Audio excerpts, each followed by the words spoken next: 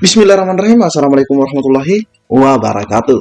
Di video kali ini, admin kembali berbagi informasi buat rekan-rekan semua pendaftar CASN tahun 2023 terkait penyebab peserta TMS atau tidak lolos dalam seleksi administrasi. Dan di sini ada kabar baik dari Menpan RB terkait perubahan di portal SSCSN ini. Jadi silahkan disimak videonya dengan baik, jangan di-skip agar tidak salah dalam memahami informasi yang admin bagikan ini. Jika ada suara-suara berisik, abaikan saja. Oke, kita ke info yang pertama, teman-teman ya. Nah, di sini informasi terkait pendaftaran CPNS dan P3K 2023 ditutup besok, yaitu hari ini. Di sini ada 10 penyebab gagal lolos seleksi administrasi alias TMS tidak memenuhi syarat. Informasinya di sini kita lihat bersama-sama 8 Oktober 2023 atau kemarin, teman-teman ya. Nah, pastinya teman-teman juga sudah penasaran apa saja sebenarnya 10 penyebab tersebut. Oke, kita dari awal. Pendaftaran calon pegawai negeri sipil dan P3K 2023 akan ditutup besok Senin 9 Oktober di pukul 23:59 waktu Indonesia Barat. Calon pelamar diharapkan sudah melengkapi dokumen persyaratan atau melakukan submit atau mengirim berkas dan menyelesaikan proses pendaftaran sebelum sistem ditutup. Ingat teman-teman ya, ini batas waktunya pukul 23:59. Bagi yang belum menyelesaikan proses pendaftaran CPNS dan P3K setelah masa penutupan terlewat, maka dianggap gugur atau tidak ikut seleksi. BKN mewanti-wanti agar para pelamar CPNS dan P3K segera melakukan submit dan mengakhiri pendaftaran di kolom resume sebelum masa pendaftaran ditutup. Kalau misalnya pelamar sudah fix mau mendaftar kemana, maksudnya ke instansi ya, sebisa mungkin langsung disubmit aja, akhiri pendaftaran di kolom resume. Kalau misalnya persyaratannya sudah selesai, jadi jangan ditunggu akhir-akhir masa pendaftaran. Ini disampaikan oleh ahli Pranata Komputer Sekretariat Utama Kedeputian, yaitu Lidra Trividia, dalam Q&A kendala pelamar CPNS di kanal YouTube ASN Pelayanan Publik. Mungkin teman-teman, sebagian teman-teman yang lagi menonton video ini juga pernah menyaksikan tayangan tersebut. Lidra khawatir resume yang dilakukan pada hari terakhir penutupan pendaftaran justru akan menghambat peserta. Karena kalau kita lihat dari tahun-tahun sebelumnya, itu banyak pelamar yang baru submit pendaftarannya di hari-hari terakhir akan tutup. Takutnya server akan down dan mereka akan susah melakukan submit pendaftaran, kata Lidra. Sementara itu, bagi yang sudah menyelesaikan proses pendaftaran sampai akhir proses pendaftaran dan final resume, maka tinggal menunggu pengumuman hasil seleksinya. Nah, di sini kita lihat seluruh identitas dan berkas yang sudah disubmit peserta akan diseleksi oleh masing-masing instansi. Jadi yang menyeleksi di sini masing-masing instansi. Nah, ini nanti yang cek teman-teman ya. Sementara untuk pengumuman hasil seleksi administrasi itu diumumkan pada tanggal 13 sampai 16 Oktober, teman-teman. Oke, selanjutnya kita lihat 10 penyebab gagal lolos dalam seleksi administrasi.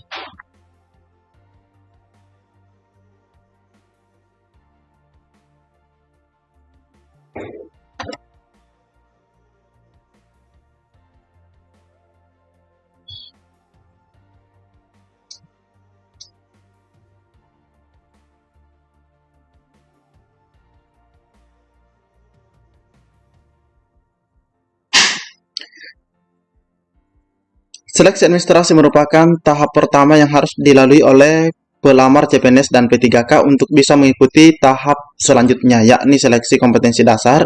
Apabila berkas dan pendaftaran pelamar CPNS dari akun SSCSN berstatus TMS, artinya pelamar tersebut tidak memenuhi syarat untuk melangkah ke tahap selanjutnya. Ini jika CPNS, sedangkan kalau misalnya P3K pastinya akan lanjut ke seleksi kompetensi, baru ke manajerial dan sosiokultural, begitu teman-teman ya.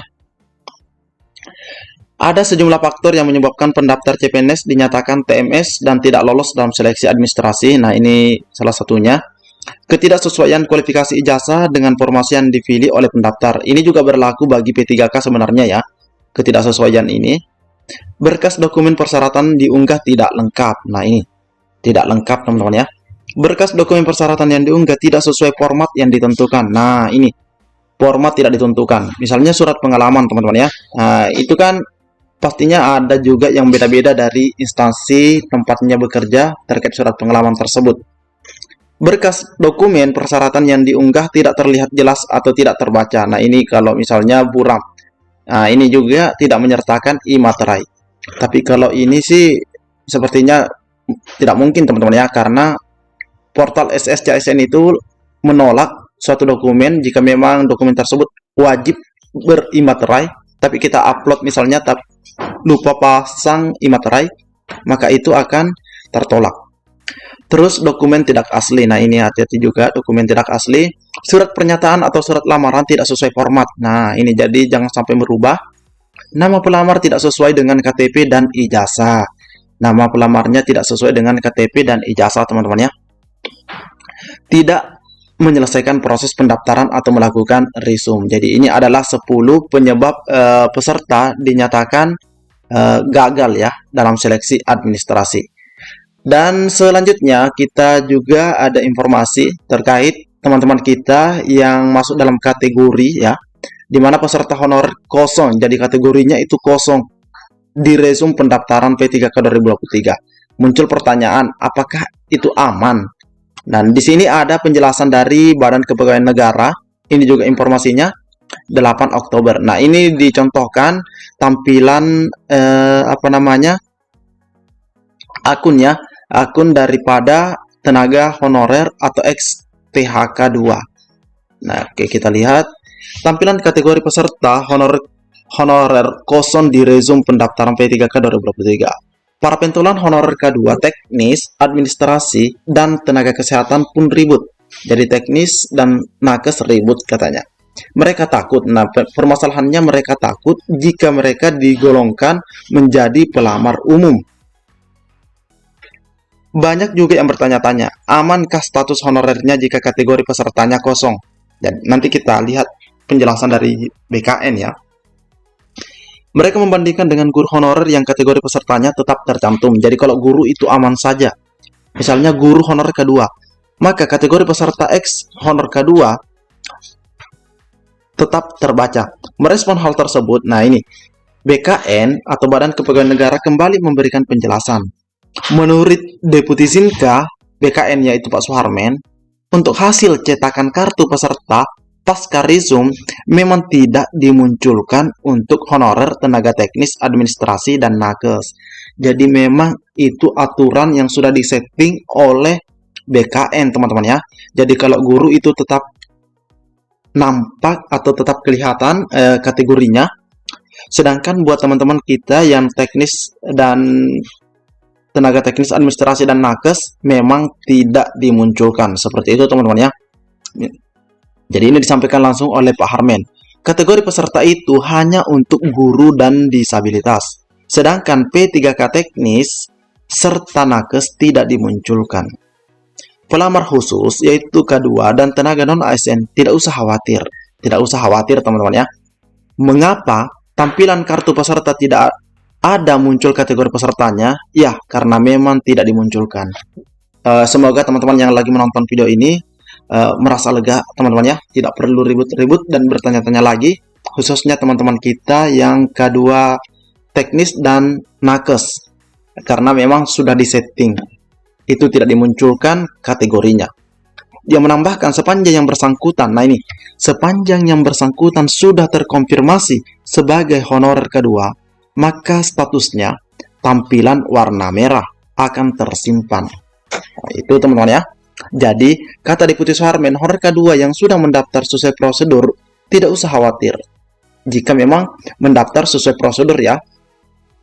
Sebab datanya sudah terekam di SSCASN. Lebih lanjut, dikatakan honorer K2 akan tetap sebagai pelamar formasi khusus dan tidak akan berubah menjadi formasi umum jika memenuhi 4 persyaratan. Memenuhi 4 persyaratan. Yang pertama, selama yang bersangkutan memilih jabatan pada formasi khusus. Kedua, sudah menginput nomor registrasi K2. Nah, ini memang benar teman-teman ya, bahwa ini ada ada perintah ya. Jika peserta tersebut adalah K2, silahkan klik iya dan masukkan nomor XTHK2-nya. Ketiga, masih bekerja aktif secara terus-menerus di instansi yang bersangkutan melamar. Dan keempat, mempunyai bukti untuk dokumen registrasi honorer K2-nya. Nah, itu juga penting teman-teman ya. Ada dokumen pendukung. Ini ditampilkan langsung oleh Pak Harmen. Jadi, teman-teman itu tidak perlu khawatir sebenarnya ya. Jika yang bersangkutan tidak mengkonfirmasi nomor registrasi honorer K2-nya, lanjut Pak Harmen, maka yang bersangkutan akan terdata sebagai non-ASN atau pelamar umum. Sebab pada saat mau memilih jenis formasi, pasti akan ada konfirmasi apakah yang bersangkutan XTHK2 atau bukan. Nah, ini yang admin sampaikan di menit sebelumnya teman-teman ya. Kita bisa memilih ya atau tidak. Jika iya, maka akan ada pemeriksaan nomor registrasi, nama, tanggal lahir. Dia menegaskan bila tidak melakukan konfirmasi registrasi honorer K2 dan langsung resume pendaftaran P3K, maka sudah final. Yang bersangkutan tidak bisa mengulang lagi. Jadi sebelum teman-teman melakukan submit, itu cek and recheck kembali datanya. Oleh karena itu, Deputi Suharmen mengingatkan para honorer K2 untuk cermat sebelum melakukan resume. Sebab jika tidak teliti, resikonya hari pelamar jadi ya, pelamar umum. Risiko sendiri tidak cermat pada tahap registrasi, pasti akan ada konfirmasi apakah honorer K2 atau tidak. Kalau dijawab atau dipilih tidak, ya itu konsekuensi dari pelamarnya. Dia pun mengimbau bagi honorer yang belum melakukan resume masih tersisa waktu hingga besok hari. Deputi Suharmen kembali mengingatkan untuk cermat saat mengisi formulir pendaftaran agar tidak salah isi. Jadi ini adalah kabar baik, kabar melegakan ya bagi teman-teman kita yang nakes dan tenaga administrasi, tenaga teknis administrasi, di mana memang untuk status K2-nya itu tidak dimunculkan di akunnya mereka. Itu memang tidak teman-teman ya, berbeda dengan guru tadi. Guru itu tetap muncul. Jadi semoga tercerahkan. Mungkin cukup sampai di sini informasi yang dapat admin bagikan. Lebih dan kurangnya admin mohon maaf. Assalamualaikum warahmatullahi wabarakatuh.